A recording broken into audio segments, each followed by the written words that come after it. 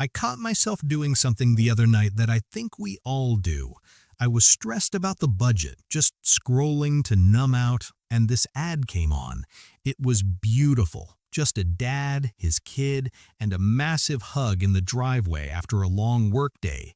And for a heartbeat, I genuinely felt that if I bought what he was holding, I'd be buying that level of happiness. It's a weird flip, right?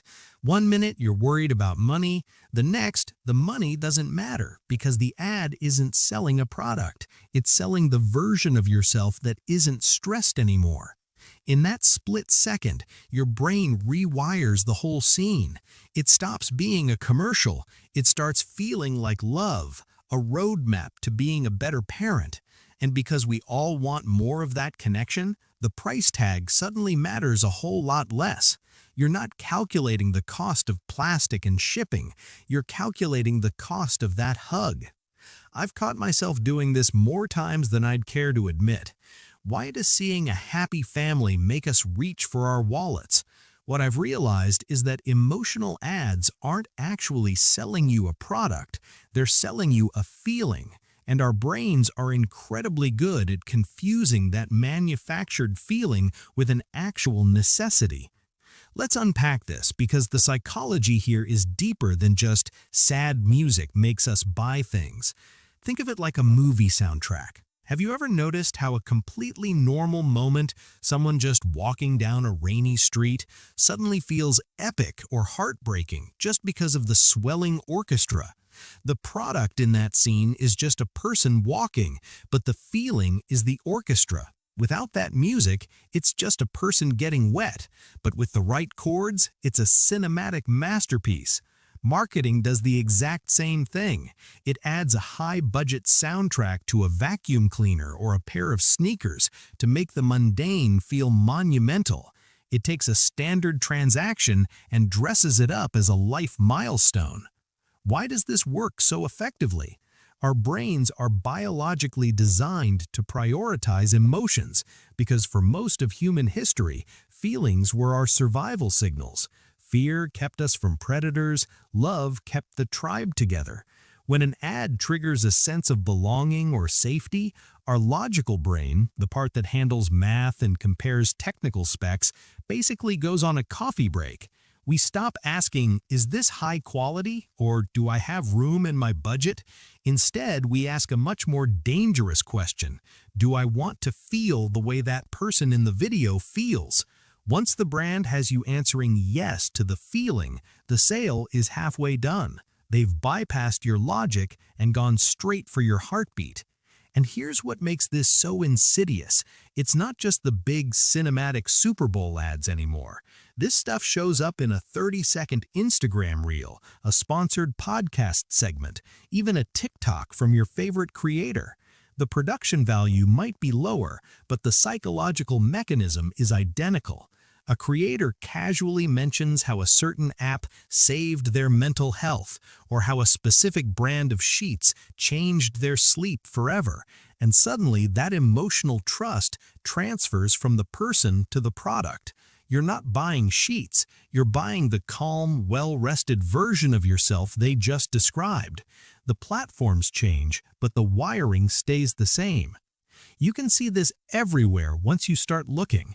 It's why insurance ads rarely talk about policy technicalities or fine print. They know that stuff is boring and triggers your skeptical brain. Instead, they show a father holding his newborn or a couple laughing on a porch. They aren't selling a 30-page legal document, they're selling certainty and protection. It's the same reason car ads almost never focus on fuel injection or torque specs anymore. Instead, they show a lone driver on a winding mountain road with the windows down. They're selling freedom and adventure. Even coffee ads aren't usually about caffeine content or roasting processes. It's about two friends sharing a deep conversation in a sun-drenched kitchen. They're selling connection. They want you to believe that cup of coffee is the key that unlocks that human moment. I think about this every time I see a holiday commercial now. You know the ones. Families gathered around a table, laughing, passing dishes, everyone genuinely happy to be there. and tucked into the corner of the frame, barely noticeable, is the brand's logo. They're not telling you their product tastes better or costs less. They're telling you that if you buy their stuffing or their cranberry sauce, this could be your family. That warm, connected, conflict-free holiday could be yours. The food is almost irrelevant. The longing for that scene is what they're really selling.